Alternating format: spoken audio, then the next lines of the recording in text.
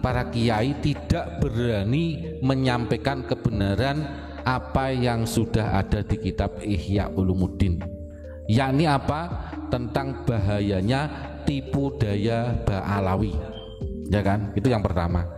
Kemudian golongan mereka ketika merasa terusik, ibarat rencana licik mereka sudah mulai tercium dan kebongkar habis-habisan, mereka menyerang balik dengan fitnah-fitnah yang sangat luar biasa. Ada yang memfitnah Wahabi, ada yang memfitnah termasuk tadi yang disampaikan rasis, ada.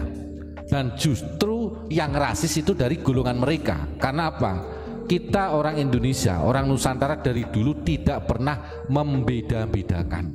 Terbukti apa? Di sini Indonesia ada Bhinneka Tunggal Ika. Negara lain nggak ada, tapi Indonesia ada Bhinneka Tunggal Ika. Berarti apa? Indonesia tidak ada rasis. Justru yang rasis adalah dari para imigran-imigran Yaman yang cucu-cucunya sekarang itu saat ini menebar rasis. Contoh, Ane Duriyah Rasul, kamu harus cinta sama Habib Rizik, ini seorang wali. Ini kan goblok ini namanya. Ini penyesatan ini. Ini siapa yang ngomong? Itu ada videonya di YouTube, namanya Habib Novel Al Idrus, itu Solo. Sedangkan dia sendiri di Solo itu numpang, tetapi lupa ketika dia ibaratnya dikasih hati jaluk rempelo. Iki kalau orang Jawa, Pak. Tapi karena sudah kebangetan, saya sebagai orang Jawa Tengah, saya harus berani menyampaikan karena ini doktrin yang sangat menyesatkan. Kalau seorang wali jelas selalu mendoakan kebaikan kepada setiap umat atau makhluk ciptaan Allah.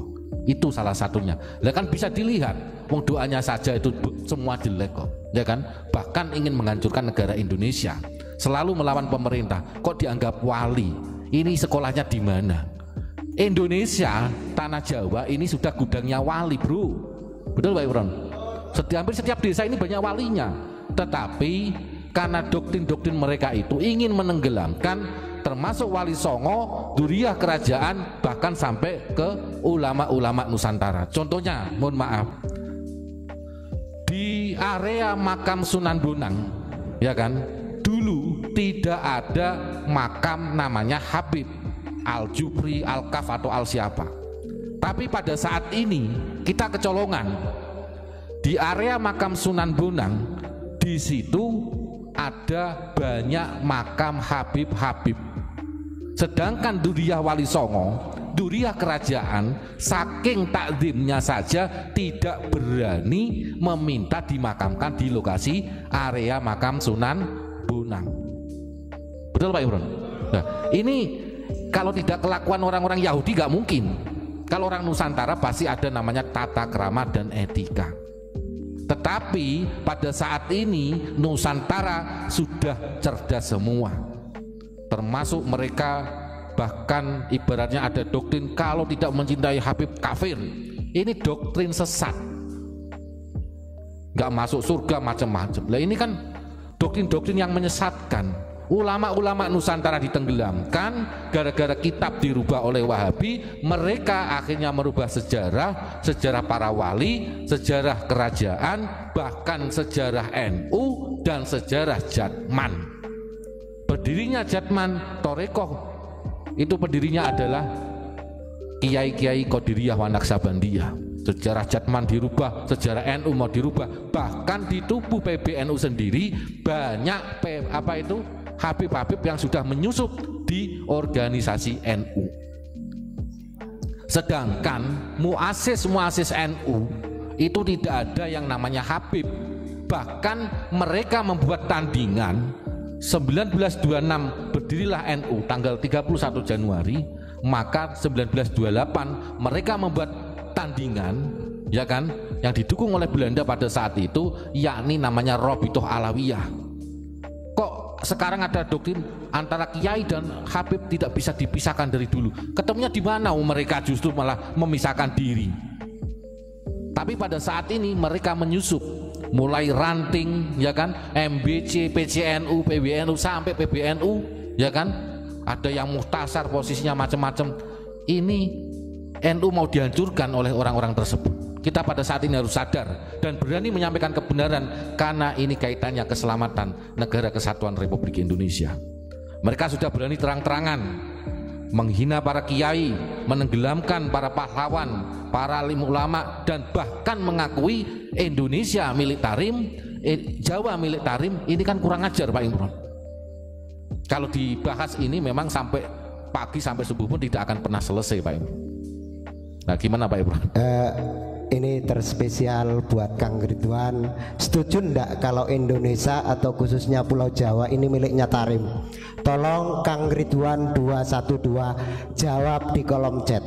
Indonesia atau Pulau Jawa ini miliknya Tarim? Setuju nggak sampean? Kalau sampean setuju berarti sampean bukan keturunan dari Nusantara.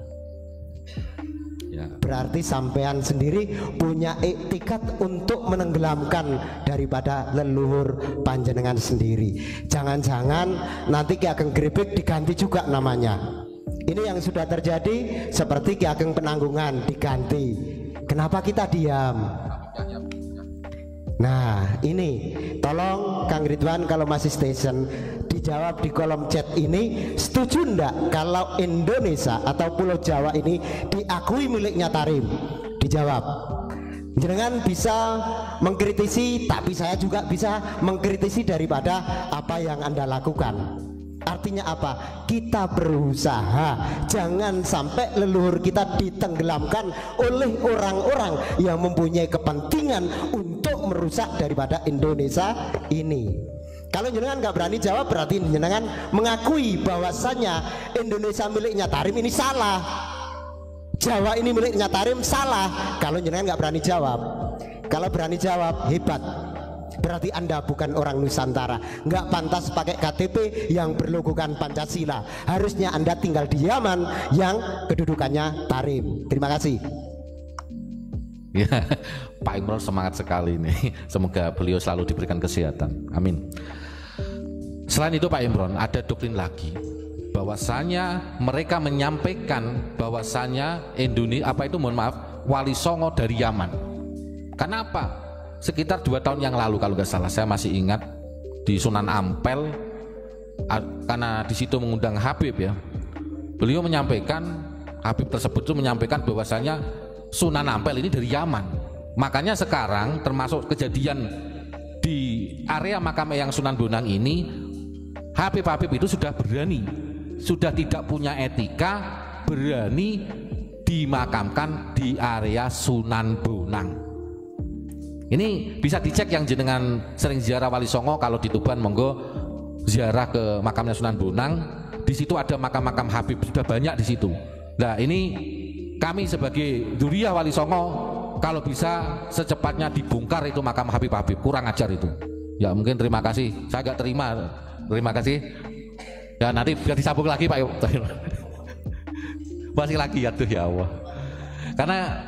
Karena gini. Sekarang itu memang oknum-oknum Habib, dan bisa dikatakan sudah menyeluruh ya, sampai ke pelosok-pelosok desa. Kenapa di Tulungagung ada petilasannya Pangeran Benowo juga diganti Al-Muhdor? Karena di Tulungagung ada Habib yang bermarga Al-Muhdor, pasti akan diganti sesuai dengan marganya. Lah wong Pangeran Benowo ini trah kerajaan asli, trah Wali Songo, kok Habib berani-beraninya merubah menjadi Al-Muhdor? Kamu itu, kalian itu harusnya sadar, di Indonesia itu dibawa oleh Belanda. Termasuk Utsman bin Yahya ini adalah penjahat yang ada di Indonesia ini. Ini harus dipertegas dan harus dijadikan sejarah bahwasanya Utsman bin Yahya adalah penjajah yang berkedok agama di Indonesia. Kenapa seperti itu? Karena gara-gara fatwanya Utsman bin Yahya, banyak kiai-kiai di Banten yang meninggal dunia. Itu ada kejadian geger Cilegon. Makanya kita saat ini harus sadar, yang mbah-mbahnya adalah seorang pahlawan, teruskan perjuangan leluhur jenengan, seorang pahlawan yang dulunya berani menaruhkan jiwa dan raganya, hartanya, bahkan nyawanya untuk bangsa Indonesia ini. Yang leluhur jenengan dari kerajaan ataupun Wali Songo, kita saat ini harus bersatu. Indonesia ini diobok-obok oleh Habib Yahudi Yaman. Gus, nah gimana Pak? Pertanyaannya, kalau ulama-ulama kita di era sebelum kemerdekaan banyak yang di pantai Belanda, seperti yang barusan disampaikan, kalau dia katanya ikut merumuskan Indonesia, satu tokoh saja dikedepankan, siapakah? Habib yang terbunuh yang melawan Belanda. Bisa ditulis di kolom chat bahwasanya Habib si Anu bin Anu meninggal di saat 10 November misalkan. Kalau ada, setahu saya sih nggak ada. Setahu saya nggak ada. Ketika Indonesia di dalam keruh, mereka sembunyi. Di saat aman dan damai, mereka berkata, akulah harimau. Pret. Hanya pengakuan-pengakuan yang sangat-sangat ironis. Di saat ini dianggap ulama-ulama Nusantara sudah tertidur lelap, ternina bubukkan. Mereka seenaknya sendiri. Makam-makam leluhur banyak yang dipalsukan. Kalian-kalian yang menjadi anak-anak Nusantara, kalau nggak terpanggil, di manakah hati nuranimu? Bahkan kalau kalian membela dia mati-matian, hatimu di mana? Kita nggak rasis. Minimal ada rasa sakit hati ketika leluhur kita dihabisi oleh kelompok mereka. Nah ini Ustadz Kholis kayaknya udah lumayan. Tadi saya nyimak bahasanya Pak Imron kan, tolong sebutkan satu nama Habib yang terbunuh ketika 10 November. Itu kan melawan Belanda ya Pak? Iya. Nah, bagaimana mau terbunuh? Kan beritanya kan ada anggaran 100 golden dari Belanda kan, itu diberikan kepada Mufti Batavia. Betul. Nah, itu betul kan Pak? Iya. Nah, itu kan tidak bisa dihapuskan dari sejarah, bahkan dari klan yang menulis sejarahnya kalau menerima 100 golden itu siapa itu yang nulis Pak? Yang dari klan Senok Jorjen itu beliau sendiri menuliskan bahwasanya per 1 bulan apa per 1 minggu, per 1 bulan itu beliau memberikan 100 golden kepada Mufti Batavia. Itu kan sebetulnya sudah jelas, sejarah sudah mengungkap jelas. Tapi kenapa pertanyaannya sekarang kok masih dibela? Masih dibela bahwasanya Mufti Batavia itu memang tidak pro dengan Belanda. Itu dengan alasan apa, monggo Pak? Ini kalau di dalam sejarah mereka yang menyampaikan bahwasanya Utsman bin Yahya itu diangkat oleh para ulama Indonesia. Pret. Kenapa? Karena yang mengusulkan untuk mengangkat menjadi Mufti Batavia yaitu Senok Jorjen kepada pihak Belanda. Artinya Utsman bin Yahya diangkat menjadi Mufti Batavia itu tidak ada campur tangan daripada ulama-ulama Nusantara. Kalau hari ini ada yang bercerita bahwasanya kesepakatan ulama-ulama Betawi dan sekitarnya yang mengangkat Utsman bin Yahya, masyarakat tidak punya wewenang. Yang punya wewenang adalah kolonialis Belanda. Pada saat itu yang bercokol di Batavia, yang saat ini adalah Jakarta. Jadi jelas yang mengangkat Utsman bin Yahya menjadi Mufti Batavia itu pure Belanda, tidak ada campur tangan daripada ulama-ulama Nusantara. Dengan bukti apa? Karena digaji oleh Belanda.